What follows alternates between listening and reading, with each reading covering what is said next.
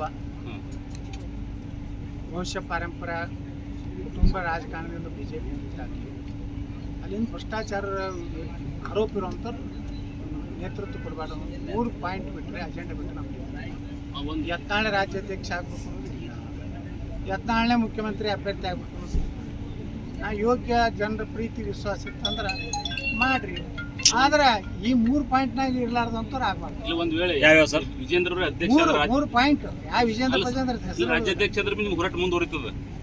ಒಂದು ವೇಳೆ ರಾಜ್ಯಾಧ್ಯಕ್ಷರಾದ ನಂತರ ನಿಮ್ಗೆ ಹೋರಾಟ ಮುಂದುವರಿತದೆ. ಅವಾಗ ನಿರ್ಣಯ ಮಾಡ್ತೀವಿ.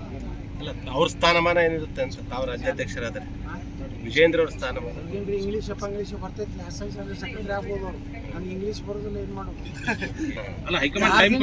ಸಂಧಾನಕ್ಕೆ ಬಂದಿದ್ರು ಎನ್ ರವಿಕುಮಾರ್, ವೀರಣ್ಣ ಚರಂತಿಮಠ್, ಅಭಯ್ ಪಾಟೀಲ್ 3 ಮಂದಿನ ಕಳಿಸಿದ್ರು. ವಿಜೇಂದ್ರ ಹೇಳಿದ್ರು ಇಲ್ಲ ನಿಮಗೆ ಅಸೆಂಬ್ಲಿ ಸೆಕ್ರೆಟರಿ ಶಿಫಾರಸ್ ಮಾಡ್ತೀನಿ. ನಾ ಹೇಳಿದೆ ನೀವು ವಿಜೇಂದ್ರ ನೀವು ಹೋಗಪ್ಪ, ಭಾರಿ ಏನು ಇಂಗ್ಲೀಷ್ ಅದು ಭಾಳ ಸ್ಪೀಡ್ ಐತಿ, ನಮ್ಮದು ಇಂಗ್ಲೀಷ್ ಏನೂ ಬರೋದಿಲ್ಲ, ಹಿಂದಿ ಬರ್ತೈತಿ, ಕನ್ನಡ ಬರ್ತೈತಿ, ಹಾಗೆ ಕರ್ನಾಟಕದಾಗ ಆಗ್ತೀನಿ ಅಂತ ಹೇಳಿ ಕಳಿಸ್ತೀವಿ. ಅದಕ್ಕೆ ನಮ್ಮ ಸಂಧಾನ ವಿಫಲ ಆಯಿತು. ಜಾತಿವಾರ ಯಾರಿಗೆ ಪಕ್ಷ ಹಿಂದುಳಿದವ್ರು ಮಾಡಿದ್ರೆ ಇವು, ದಲಿತರು ಮಾಡಿದ್ರೆ ಇವು, ಲಿಂಗಾಯತರಾದ್ರೆ ಇವು, ಹಿಂಗೊಂದು ನಾವು ಕೋಷ್ಟಕ್ಕೆ ಹಾಕ್ಕೊಂಡಿವಿ.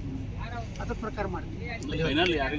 ಯಾರತ್ತ ನಾವು ನಾನೇ ತನ ಹೇಳೋದಿಲ್ಲ, ನಾವು ಜಾತಿ ಸಮೀಕರಣ ಮಾಡಿ ಎಲ್ಲ ಸಮುದಾಯದವ್ರಿಗೆ ಈಗೆಲ್ಲಪ್ಪ ನಾವು SC ಜನಾಂಗದವ್ರು ಮಾಡಬೇಕಾಗಿತ್ತು ನೀವು ರಾಜ್ಯಾಧ್ಯಕ್ಷರು.